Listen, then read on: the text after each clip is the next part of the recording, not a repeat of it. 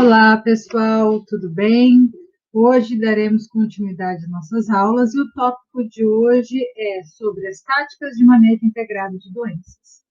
O que é o manejo integrado de doenças? Nós já vimos no tópico passado que é a utilização simultânea de várias medidas que estariam disponíveis a serem utilizadas de maneira que reduza essa população do micro-organismo causador da doença, de uma forma em que ele seja abaixo do limiar econômico de dano do nosso LED, certo?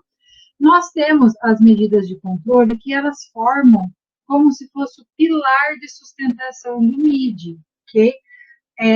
Juntando essas medidas de controle, então nós conseguiremos fazer o manejo integrado de doenças na propriedade, certo?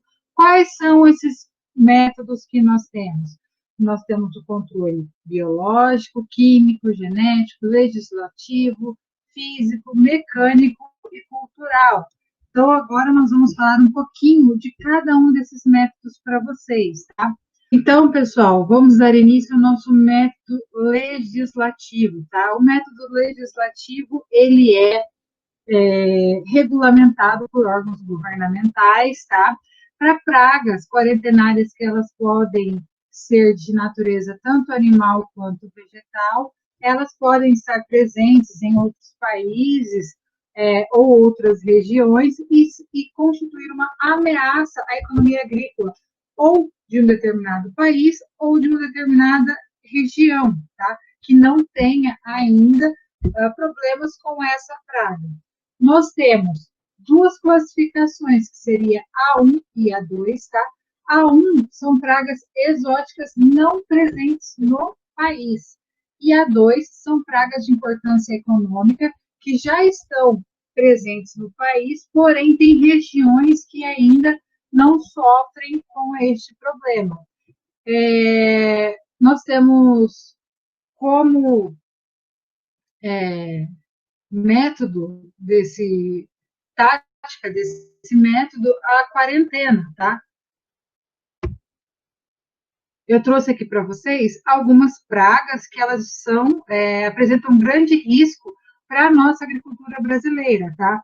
Por exemplo, pulgão da soja, problema para a soja, necrose letal do milho, para o milho, monilíase do cacaueiro, no cacau, amarelecimento letal do coqueiro, para o coco, estriga SP no milho, ferrugem do trigo, do G99 no trigo, mosaico africano da mandioca, tá? Na mandioca, ácaro chileno das fruteiras para uva, kiwi e citros, xantomonas do arroz, no arroz, mosca branca, raça Q, que ataca algodão, feijão e hortaliças. Essas são algumas pragas, tá? E entre insetos e micro-organismos que entram no método legislativo, quando vai passar alguma fronteira de país ou de estado que sofrem a parte da quarentena, para estar fazendo as análises e verificar se tem a presença ou não. Para isso, a gente tem as certificadoras que certificam o lote, se esse lote está livre ou não de determinado patógeno ou inseto, ok? Quando a gente trabalha com a parte internacional, pessoal, a gente tem a parte da vigilância, fazem as análises, tem a parte da quarentena, que esse lote fica ali, caso ele tenha porcentagem, quantidade desse inseto ou desse micro-organismo, faz análise de novo, verifica se pode estar liberando a passagem desse lote. Nas fronteiras, a gente tem as barreiras e também tem a parte de certificação. Quando a gente trabalha já na lavoura, que a gente chama de ambiente doméstico, como que a gente trabalha para verificar isso? Com monitoramento, com manejo cultural, manejo varietal, o controle biológico e o controle químico, para a gente estar evitando esse translado aí de pragas quarentenárias, ok? O controle cultural, ele consiste basicamente, pessoal, na manipulação das condições de pré-plantio e durante o desenvolvimento do hospedeiro da doença, tá? Qual que é o objetivo? A gente tenta prevenir, tá? A gente tenta prevenir ou interceptar a epidemia com outros métodos, tá? Que não sejam a parte da resistência genética ou pesticidas. A gente trabalhar com a cultura mesmo, com o hospedeiro que está ali sendo cultivado, tá? Quais são os princípios do controle cultural? Você fazer a supressão do aumento ou a destruição do inóculo que já existe na área, fazer o escape da cultura, tá? Como que é esse escape da cultura? Você mudar a janela de plantio, você mudar a área em que vai ser plantado, isso está fazendo um manejo cultural, tá? Regulação do crescimento da planta, direcionando a menor suscetibilidade. Também você vai estar regulamentando, não, eu vou antecipar, ou eu vou retardar o meu plantio, a hora que ela estiver suscetível ao patógeno, já não está favorável ao desenvolvimento desse patógeno, ok? Quais são essas táticas do controle cultural? Você usar um material propagativo sadio, fazer a eliminação de plantas vivas que estão doentes, tá? Eliminar ou queimar os restos culturais.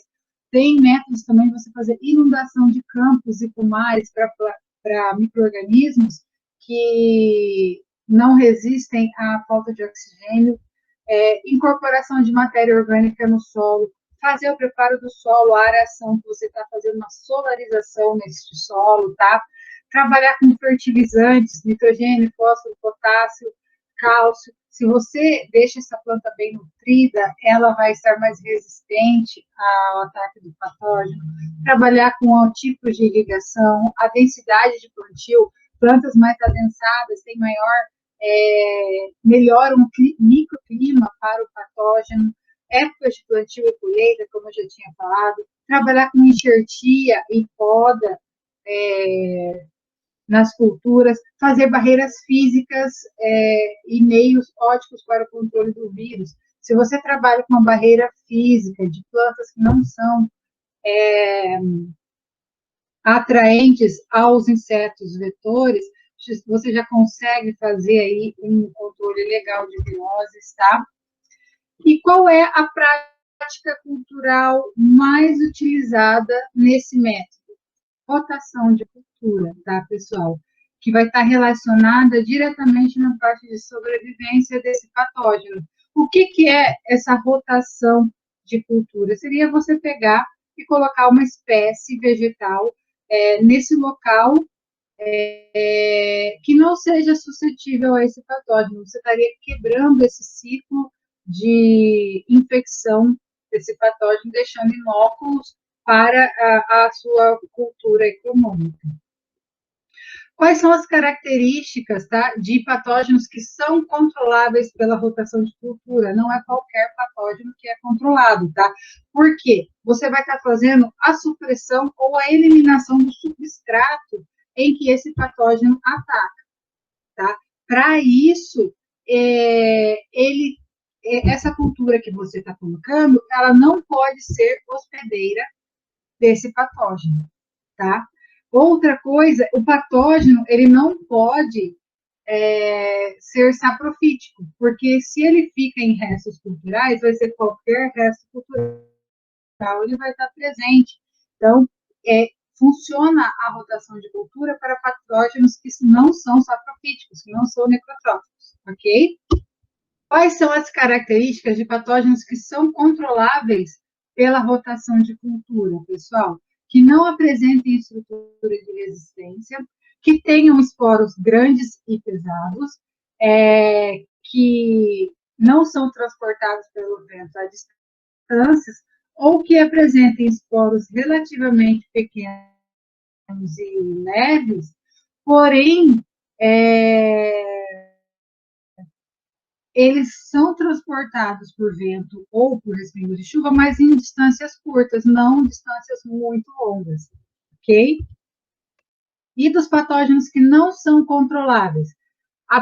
Os patógenos que apresentam habilidade de competição saprofítica, estrutura de resistência, muitos hospedeiros secundários e esporos pequenos que podem ser transportados a grandes distâncias pelos ventos, não adianta você estar trabalhando com uma rotação de cultura que não vai ter sucesso nesse método de controle. Beleza? Pessoal, quando a gente está falando sobre a flutuação populacional de fitopatógenos, tá? Eu queria que vocês entendessem uma coisa. Por que a monocultura aumenta a intensidade das doenças causadas por patógenos necrotróficos, tá? E quando uma determinada cultura, após você realizar a rotação, ela pode voltar a ser cultivada no mesmo local. Eu vou deixar um fórumzinho no na nossa plataforma. Eu quero que vocês respondam isso para mim lá. Eu vou guardar vamos ver se vocês conseguem responder isso para beleza? Pessoal, qual espécie que a gente vai estar utilizando para fazer um sistema de rotação de cultura? Essa espécie, ela não pode ser hospedeira do mesmo patógeno, ok? Ele não pode nem em menores quantidades, porque mesmo assim você ainda vai estar tendo inóculo desse patógeno na área, tá?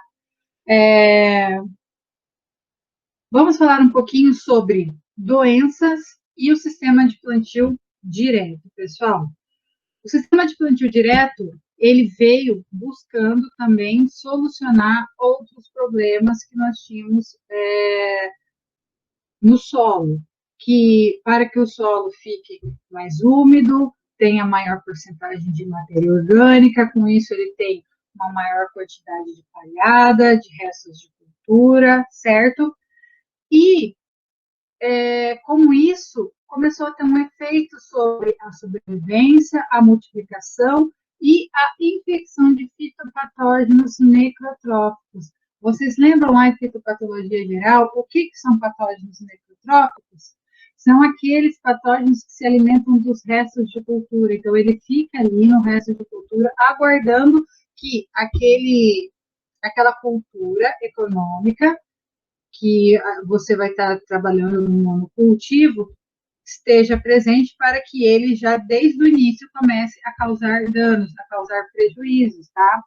Por isso que praticamente em geral, tá? As doenças que são mais severas no sistema de plantio direto, elas vêm dos restos culturais que estão ali incorporados no solo, tá? Então, aí quando a gente pega e fala, vou fazer uma rotação de cultura, qual cultura eu devo colocar? Primeira coisa que a gente fala, essa cultura é suscetível ao patógeno? Ah, não. Então, vamos trabalhar com ela. Prof, mas relacionando ao meu patógeno, tá? Vamos falar ao patógeno. Você tem que verificar outras coisinhas. Esse patógeno, ele tem estrutura de resistência? Ele vive nos restos culturais? Se você falar sim para essas duas perguntas, provavelmente você não vai estar conseguindo fazer o controle com a rotação de cultura. Porque vou dar exemplo do mofo branco, que é a esclerotina e esclerotiona, tá? Tem estudos que o escleróide dela sobrevive no solo por até 11 anos. Então, quando que você vai estar podendo colocar aquela cultura de novo que é suscetível a ele? Ah, daqui a 11 anos. Mas espera aí, professora. A esclerotina e esclerotiorum, ela não ataca só a soja, por exemplo. Ela ataca a soja, ela ataca o feijão, ela ataca o algodão, ela ataca o girassol. Então, isso você tem que olhar. Se você vai estar conseguindo manejar com controle cultural, ou você vai ter que trabalhar com outros métodos de controle conjuntamente, ok?